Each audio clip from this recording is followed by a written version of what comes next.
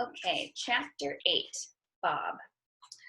I learned a lot of things today on my adventure with Livy, but here's what I learned after she left.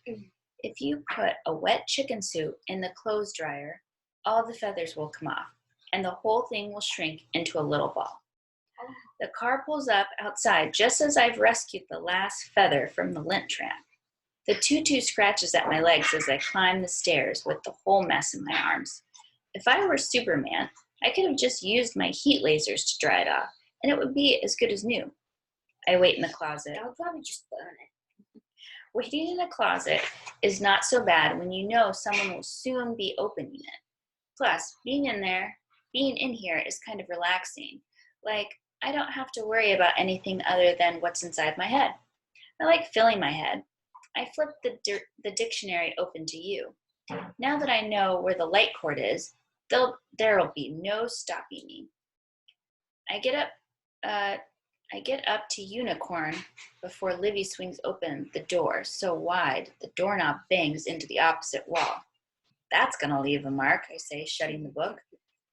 We can cross unicorn off the list of things I might be. I could have told you that, she says. I hurry over to the bed to open the bag of clothes that is no doubt waiting for me there. There's no bag. I purse my lips at her and wait for an explanation. So, you'll never guess what happened to me in town, Livy says. This better be good. I forgot about you. Only she sort of looks kind of excited about that, which is more than a little annoying. I forgot, she repeats, again. I start to gnash my teeth, but my teeth are already small and kind of stubby. I put my hands on my hips and said, Oh, imagine not brushing your teeth for 5 years. Oh, and also, like 5 years, and at a random time, your best friend opens the door. It's true. Why are you happy about forgetting again? She shakes her head. I'm not happy about the forgetting part, but now I think I understand why I forgot you the first time.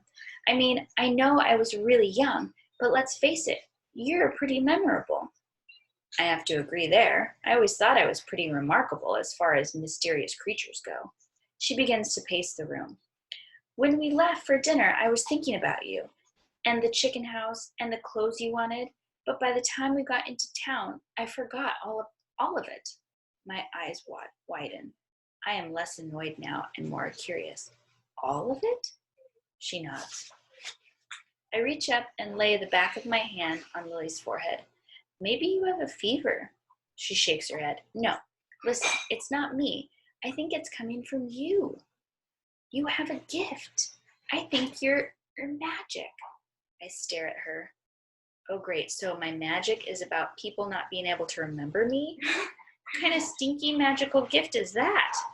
It's not so bad, she insists. It protects you from strangers, right? I guess, but it makes you forget me too. It would, yes, but I have something that reminds me. She dives in her pocket and pulls her hand out triumphantly to reveal the chess piece. I'm trying to keep up. The chipped black pawn from the H7 square makes you remember me? That's why she wanted to take the whole bag of chess pieces, the black ones. So she wouldn't forget him. So cute. Yep, I must have figured this out when I was little. Gran said I tried to take it home last time. When I hold it, I remember you. She lowers the pawn back onto the board so it can continue its job of protecting the king. It wobbles as she sets it down. We both reach out to steady it, and our hands close on it at the same time. Our eyes meet in surprise.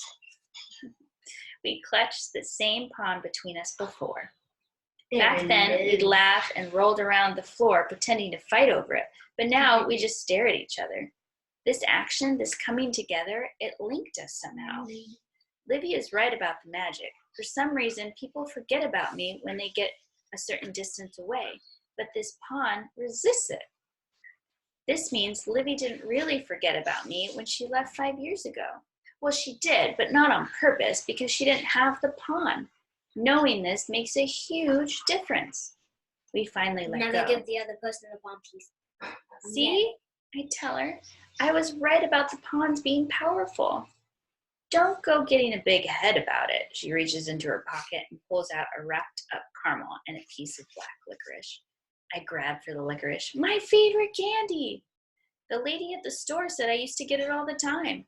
I nod, chewing happily. You did. You'd bring it back every time you went to town. You tried it once and said it tasted like dirt. That sounds like me, Livy says, popping the caramel into her mouth. Where did you find the black chess pieces anyway? I ask as I savor my delicious treat. They were downstairs with a bunch of other stuff Gran put out to show me. Her voice is a bit slurpy because of the caramel.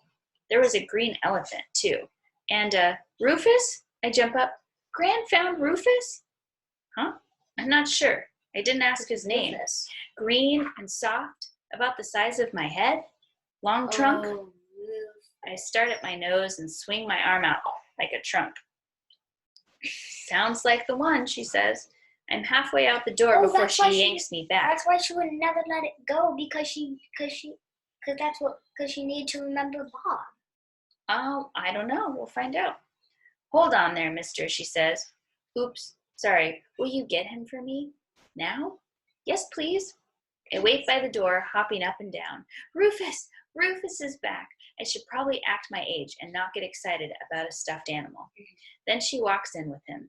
Rufus! I snatch him from her arms and hug him tight and sniff his head. He smells just the same, like cake in the outdoors. Cake. Livy half smiles and half rolls her eyes. I'm glad you have your stuffed animal back. I hold him out to her. Oh no, he's not mine. Rufus is yours. Mine? I don't think so. I've never been an elephant person. What a hurtful thing to say. I hug him again. But when you were soaking wet in the chicken house, you had him in your arms. She takes a step backward in surprise. I did? And he was wet, too. Rufus was wet? Livy steps over to the window that looks out onto the yard.